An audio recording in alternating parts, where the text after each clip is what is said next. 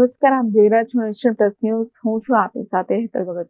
મહાત્મા ગાંધી રાષ્ટ્રીય ગ્રામીણ રોજગાર બાંહેધરી કાયદો એટલે કે મનરેગા કાયદો રદ કરવાના ભાજપ સરકારના નિર્ણય સામે આજે પાટણમાં કોંગ્રેસ દ્વારા ઉગ્ર વિરોધ પ્રદર્શન કરવામાં આવ્યું હતું. મહાત્મા ગાંધી રાષ્ટ્રીય ગ્રામીણ રોજગાર બાંહેધરી કાયદો એટલે કે મનરેગા કાયદો રદ કરવાના ભાજપ સરકારના નિર્ણય સામે આજે પાટણમાં કોંગ્રેસ દ્વારા ઉગ્ર વિરોધ પ્રદર્શન કરવામાં આવ્યું હતું. પાટણ જિલ્લા અને શહેર કોંગ્રેસ સમિતિના આગેવાનો અને કાર્યકરો રસ્તા પર ઉતરી આવ્યા હતા અને સરકારની નીતિઓ સામે આક્રમક રીતે પોતાનો વિરોધ નોંધાવ્યો હતો. વિરોધ કાર્યક્રમની શરૂઆત પાટણ ખાતે આવેલી મહાત્મા ગાંધીજીની પ્રતિમાને પુષ્પાંજલિ અર્પણ કરીને કરવામાં આવી હતી. ત્યારબાદ મોટી સંખ્યામાં એકત્ર થયેલા કોંગ્રેસના કાર્યકરોએ હાય રે ભાજપ હાય સહિતના ઉગ્ર સૂત્રોચ્ચાર કરી મનરેગા કાયદો રદ કરવાના નિર્ણયની કડક નિંદા કરી હતી. કોંગ્રેસના આગેવાનોએ જણાવ્યું હતું કે મનરેગા માત્ર એક કાયદો નથી, પરંતુ ગરીબ અને શ્રમિક વર્ગ માટે રોજગારની ગેરંટી આપતો અધિકાર છે. આ કાયદાને નબળો પાડવો કે રદ કરવાનો પ્રયાસ કરવો એ ગરીબોના હક પર સીધો હુમલો છે અને આ નિર્ણય સંપૂર્ણપણે લોક વિરોધી છે. વિરોધ દરમિયાન કોંગ્રેસના કાર્યકરોએ રસ્તા પર બેસીને ધરણા કર્યા હતા, જેના કારણે મુખ્ય માર્ગ પર ટ્રાફિક જામની સ્થિતિ સર્જાઈ હતી.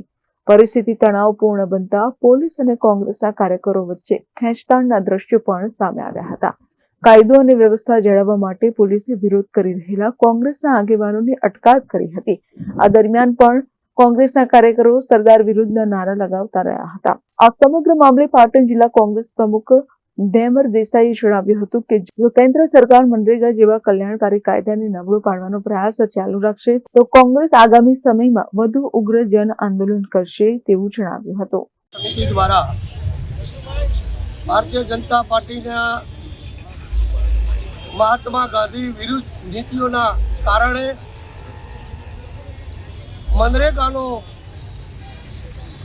મનરેગાનું નામ રદ કરવાનો ખરડો રજૂ કર્યો છે. મનરેગા એ શ્રમિક અને ગરીબનો રોજગાર છે અને આ ખરડો રજૂ કરી અને આ દેશની અંદર ભારતીય જનતા પાર્ટીની સરકાર મહાત્મા ગાંધીનું નામ નાશ કરવાનો એક કારસો રચ્યો છે. પણ હું આપણા માધ્યમથી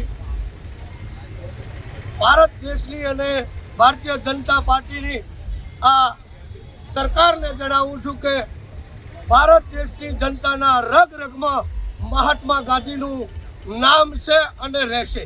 કયા પ્રકારનો વિરોધ કર્યો આજે અમે અહીંયા ધરણા પ્રદર્શન કરી અને ભાજપની નીતિઓનો પર્દાફાશ કરીએ છીએ અને જનતાને અમે જણાવીએ છીએ કે આ ભારતીય જનતા પાર્ટીની સરકાર આવા રાષ્ટ્રપિતા જેવા મહારથીઓના નામ પણ રદ કરવા ઈચ્છી રહી છે.